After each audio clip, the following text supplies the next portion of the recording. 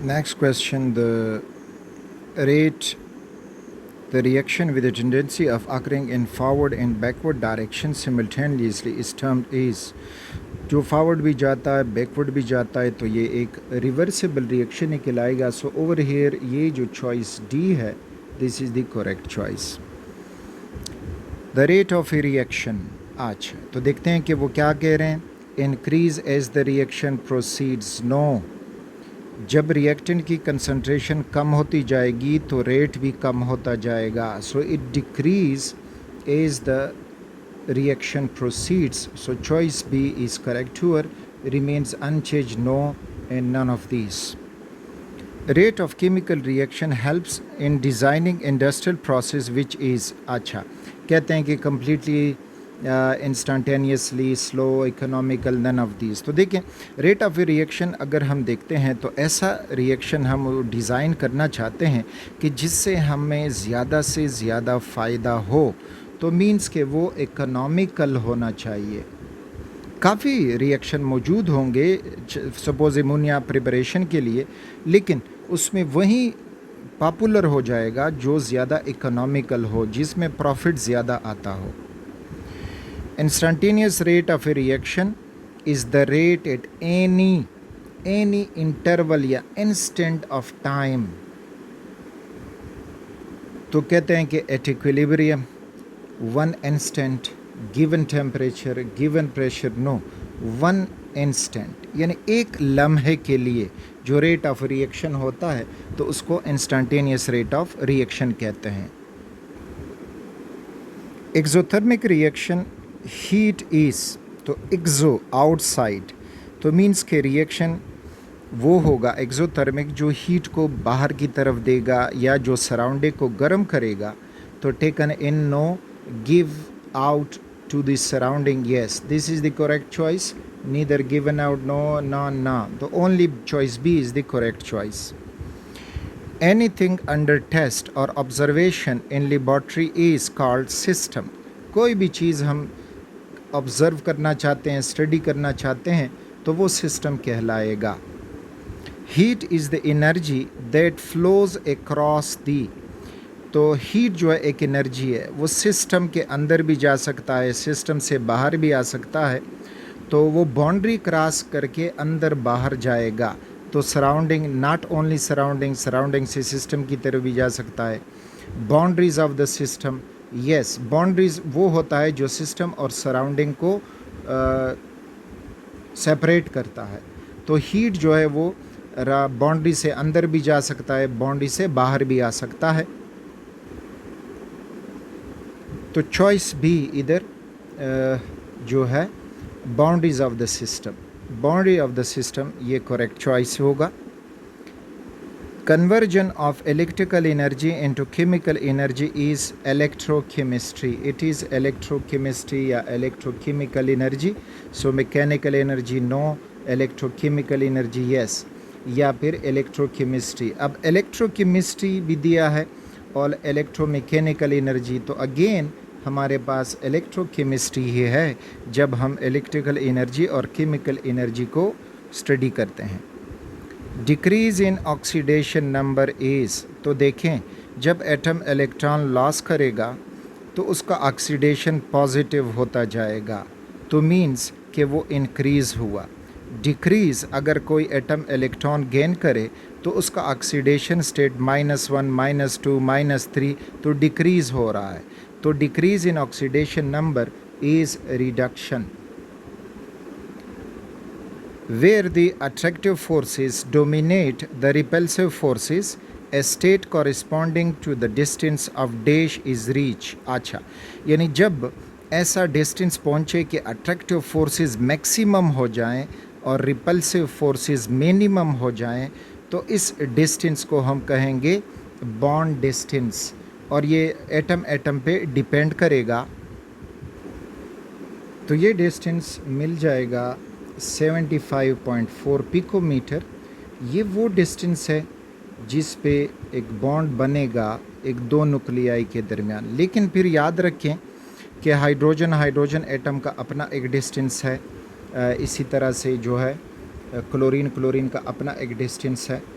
Carbon carbon का अपना एक डिस्टेंस है, लेकिन जो सब के लिए एक डिस्टेंस मुहैया किया गया है दैट इज़ 75.4 पिकोमीटर, जिस पे अट्रैक्टिव फोर्स मैक्सिमम हो जाती है और रिपल्सिव फोर्स मिनिमम हो जाती हैं.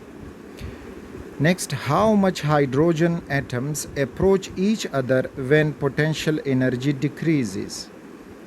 तो रिमेंबर, हाइड्रोजन एटम इस पोजीशन पे पहुँचे कि उनकी पोटेंशियल एनर्जी डिक्रीज़ होगी तो वो आपस में बॉन्ड बनाएंगे, और बॉन्ड दो ही हाइड्रोजन आपस में बना सकते हैं. तो 2 hydrogen atoms, not 3, not 4, not 5. Decreases from dash. So it decreases from top to bottom in a group and from left to right in a period. तो हम right to left in a period, yes, यानी जब हम right से left की तरफ आते हैं तो आयोनाइजेशन एनर्जी डिक्रीज़ होती है. तो एक हुआ करेक्ट चॉइस. इधर लेफ़्ट टू राइट नो, ये इंक्रीज़ होती है. Top to bottom in a group, yes, तो ये भी ऑप्शन है. एंड बॉटम टू टॉप ये इंक्रीज़ होगी. तो मीन्स कि यहाँ पे both A and B are the correct choices. Group first elements are called alkali metals. So where is alkali metal? Choice B, these are alkali metals. Which of the following is non-metallic in nature? NH, thulium, boron and gallium. So remember, boron is non-metal in the given elements. Which of the following is not a coinage element? यानी कौन सा element है जिससे coin, सिक्के नहीं बनाए जाते? तो कॉपर यूज़ होता है, आयरन यूज़ नहीं होता, so this is the correct choice. Gold भी यूज़ होता है और सिल्वर भी यूज़ होता है. The next is what are interstitial compounds. तो इंटरस्टिशियल कंपाउंड्स ट्रांजिशन मेटल बनाते हैं. ये ट्रू केमिकल कंपाउंड नहीं होते और बनते कुछ ऐसे हैं कि ये जो ट्रांजिशन मेटल के एटम हैं, तो इन एटम्स के दरमियान छोटे छोटे स्पेसेस मौजूद होते हैं जिनको कहा जाता है इंटरस्टाइसिस. और इन इंटरस्टाइसिस में स्मॉलर एटम्स एकोमोडेट हो सकते हैं, एड्जॉर्ब हो सकते हैं, और ये कंपाउंड जो बन जाते हैं they are known as interstitial compounds. तो छोटे atom hydrogen, boron, carbon, nitrogen, xenon नहीं हो सकता. इसी तरह से compound which transition element on their highest oxidation state, no they are not. और the compound of transition element which are not stable, no. तो ये जो हैं बनते हैं, इसमें हाइड्रोजन एड्जॉर्ब हो सकता है, boron, carbon, nitrogen. So this is containing small proportion of ore here. The formula of ester is, तो R C O O R, R C O R, no, R C O O R, this is the correct choice. The number of isomers of hydrocarbon with 30 carbon atoms, 7 billion, 4 billion, 2 billion, 5 billion. अब अगर यहाँ पे इस question को मैं देखूँ तो ये कुछ एक नॉनसेंस क्वेश्चन बनता है, क्योंकि 30 कार्बन एटम्स, इसके लिए आइसोमर हम ड्रॉ करेंगे और तब जाके जाएंगे. तो इस वजह से अगर इसका कोई आंसर इधर भी है, लेकिन ये एक नॉनसेंस क्वेश्चन है जो इन्होंने दिया है. तो इनके जब मैं आंसर देख रहा था तो उन्होंने यहाँ पे 4 बिलियन लिखा है. अब 4 बिलियन कैसे बने, किस तरह बने, तो इनका समझना स्टूडेंट के लिए मुश्किल हो जाता है. The next, alicyclic organic compounds belong to. Heterocyclic compound, no, उससे ये बिलोंग नहीं करते. कार्बोसाइक्लिक कंपाउंड, यस, उनसे ये बिलोंग करते हैं. यानी जो होमोसाइक्लिक कंपाउंड्स हैं जिसमें सिर्फ कार्बन एटम रिंग फॉर्म में होंगे, तो वो फिर दो कैटेगरी में, एक है एलिसाइक्लिक और दूसरा है एरोमेटिक। तो कार्बोसाइक्लिक का ये एग्जाम्पल है सैचुरेटेड कंपाउंड। एलिसाइक्लिक सैचुरेटेड भी हो सकते हैं, अनसैचुरेटेड भी हो सकते हैं। एरोमेटिक कंपाउंड्स नो, तो ये एक्चुअली कार्बोसाइक्लिक कंपाउंड से ताल्लुक़ रखते हैं। Methane gas is also known as, अच्छा तो मिथ यहाँ marsh gas, paper gas, mustard gas, none of the above, so over here it is marsh gas.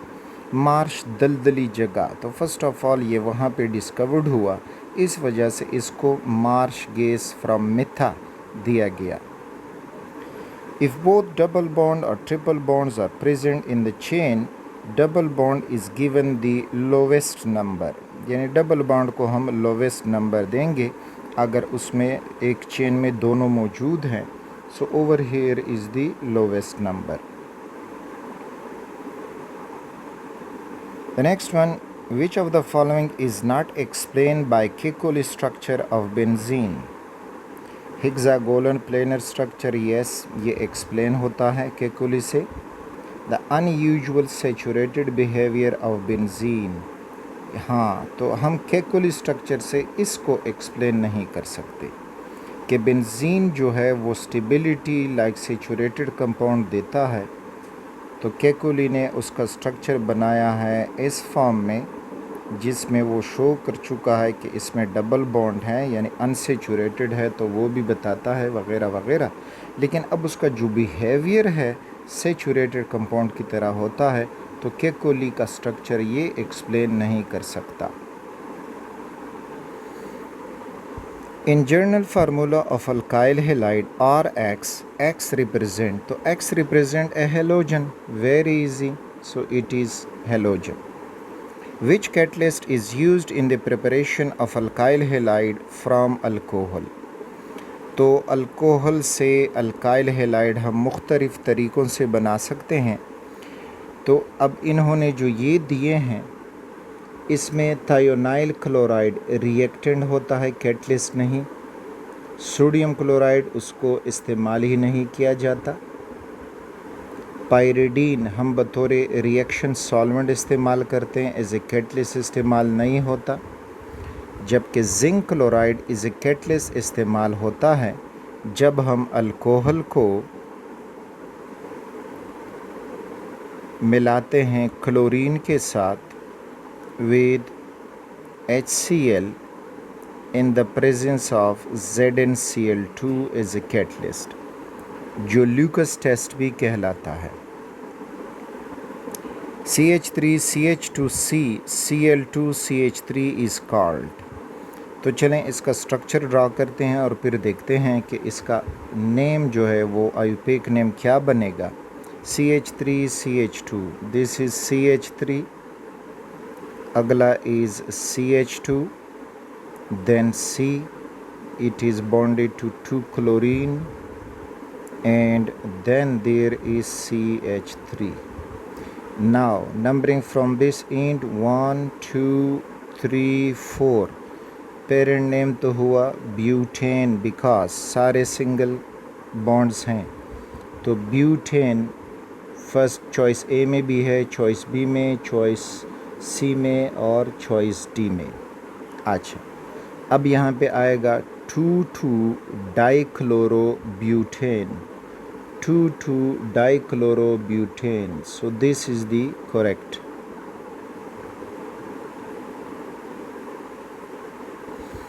The next one, the compounds which are formed by the replacement of one of the hydrogen of water by an alkyl group are called as, अच्छा तो आप ये water ले लें और कहते हैं कि उसमें एक हाइड्रोजन किसी अल्काइल ग्रुप से रिप्लेस हो जाए, तो फिर हम इस कंपाउंड को क्या कहेंगे। So ROH is an alcohol, so these are alcohols. The next, the alcohol in which the carbon which is attached to the OH group is further attach to 2 carbon atom is called as. अच्छा, एक alcohol है जिसमें carbon जो OH group से bonded हो वो further 2 carbon atom से bonded हो, तो यहाँ पे अब एक हाइड्रोजन ही रह जाएगा। तो कहते हैं कि अब ये कौन सा अल्कोहल होगा। जो कार्बन OH से बॉन्डेड है वो 2 कार्बन से बॉन्डेड है, it is a secondary alcohol. Which of the following alcohol does not convert it into carboxylic acid when react with potassium dichromate acidified? अच्छा, पोटाशियम डाइक्रोमेट जो है ऑक्सीडाइजिंग एजेंट है और अल्कोहल की ऑक्सीडेशन करके हम अल्डिहाइड और कार्बोक्सिलिक एसिड हासिल कर सकते हैं, लेकिन टर्शियरी अल्कोहल वो होते हैं जो ऑक्सीडाइज नहीं होते ताकि वो कार्बोक्सिलिक एसिड दे जाएं। तो ऑप्शन में कोई टर्शियरी अल्कोहल देखें, तो टर्शियरी अल्कोहल वो होगा जिसमें कार्बन जो OH से बॉन्डेड होगा वो फर्दर 3 कार्बन से बॉन्डेड हो। तो अगर आप चॉइस ए में देखें, यहाँ पे ये कार्बन है, it is bonded to CH3 के 2 कार्बन और एक CH3 ये, सो it is a tertiary alcohol which cannot be oxidized by using acidified potassium dichromate. Nucleophilic addition reaction of carbonyl compound can be catalyzed by, तो हम nucleophilic addition reaction aldehyde और ketone के कुछ acid catalysed हैं, कुछ base catalysed हैं, तो हम इसमें both acid and base, choice D is correct. Which of the following compound is present in camphor and menthone? अच्छा, अब ये जो है ऑर्गेनिक कंपाउंड होते हैं और जो साइक्लिक कीटोन हैं, so these are ketones, cyclic ketones produce. Cyanides वो कंपाउंड होते हैं जिनमें एक कार्बन एक तरफ साइनाइड और दूसरे किस हाइड्रोक्सिल ग्रुप से बॉन्डेड हो, तो ये सायानोहाइड्रिन्स कहते हैं। और इनकी जब हम एसिड हाइड्रोलिसिस करते हैं, मिनरल एसिड का मतलब है HCl, H2SO4, HNO3, तो अगर हम इनकी एसिड हाइड्रोलिसिस करेंगे, so we will get the cyanide group converted into carboxylic acid. तो इस तरह से हमारे पास कार्बोक्सिलिक एसिड बनेगा। लेकिन ऑप्शन में दिया है beta hydroxy carboxylic acid, alpha hydroxy carboxylic acid, सिर्फ कार्बोक्सिलिक एसिड के अनसेचुरेटेड एसिड। अनसेचुरेटेड तो ये नहीं होगा, कार्बोक्सिलिक एसिड भी नहीं होता। यहाँ पे अगर हम इसको देखें तो ये वो कार्बन है जो फंक्शनल ग्रुप से बॉन्डेड है, which is known as alpha carbon, और अल्फ़ा कार्बन के साथ हाइड्रोक्सिल मौजूद है, so it is alpha hydroxy carboxylic acid. The compound having COOH group are called as, very easy question, they are known as carboxylic acid. Which of the following is an example of monocarboxylic acid? अच्छा, देखते हैं। Oxalic acid, तो oxalic acid एक dicarboxylic acid है। Methanoic acid, तो methanoic acid HCOOH जो formic acid है that is methanoic acid, और ये मोनो कार्बोक्सिलिक एसिड है।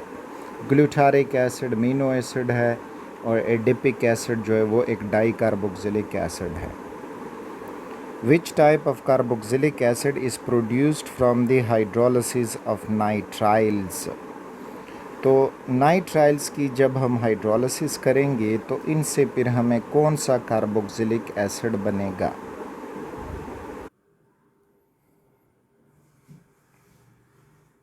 Which type of carboxylic acid is produced from the hydrolysis of nitriles? Okay, तो beta hydroxycarboxylic acid, acid having one carbon more than the starting material, acid having one carbon less than the starting material, and alpha hydroxy acid.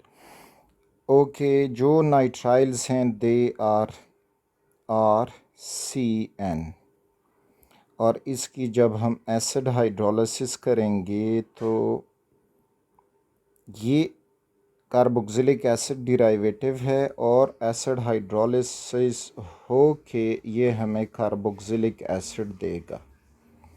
अब इन option को match करते हैं। Beta hydroxy ना, कोई hydroxy नहीं बनेगा इसमें। Acid having 1 carbon more than the starting material, तो अगर हम देखें अल्काइल ग्रुप है, कार्बन है, अगेन अल्काइल ग्रुप है, कार्बन है। Acid having 1 carbon less than the starting material, तो नो, वहीं बना जितने कार्बन स्टार्टिंग मटेरियल में है वहीं कार्बन कार्बोक्सिलिक एसिड में है। और अल्फ़ा हाइड्रोक्सी एसिड नो। अब यहाँ पे इस क्वेश्चन में उन्होंने जो एम्बिग्विटी छोड़ी है तो वो ये है कि डायरेक्ट नाइट्राइल से अगर हम बनाएंगे तो वही कार्बोक्सिलिक एसिड बनेगा, उसमें किसी कार्बन का इंक्रीज़ डिक्रीज़ नहीं आएगा। लेकिन अब अगर हम पहले कोई अल्काइल हैलाइड लें और उसको साइनाइड में कन्वर्ट करेंगे तो RCN हो जाएगा और फिर इसकी हाइड्रोलिसिस करेंगे तो कार्बोक्सिलिक एसिड बनेगा। तो अब ये जो कार्बोक्सिलिक एसिड बना तो इसमें अब एक कार्बन ज़्यादा हो गया है। यहाँ पे जस्ट R था और यहाँ पे अल्काइल ग्रुप साथ में एक कार्बन का इजाफा हुआ। तो acid having 1 carbon more than the starting material. तो अब इस स्टेटमेंट के मुताबिक जो ये हम कर चुके हैं कि अल्काइल हैलाइड से, तो ये ऑप्शन को ठीक होना चाहिए। लेकिन उन्होंने स्टेटमेंट में दिया है कि हाइड्रोलिसिस ऑफ ए नाइट्राइल, तो नाइट्राइल जो है डायरेक्ट उन्होंने ये बात की है, ये नहीं की है कि स्टार्टिंग मटेरियल जो है वो यहाँ पे जो बात की गई है वो नाइट्राइल है। स्टार्टिंग मटेरियल अगर अल्काइल हैलाइड होता या कोई और कंपाउंड होता जो साइनाइड बनेगा फिर कार्बोक्सिलिक एसिड बनेगा, तो फिर ये क्वेश्चन जो है वो मैच करता है।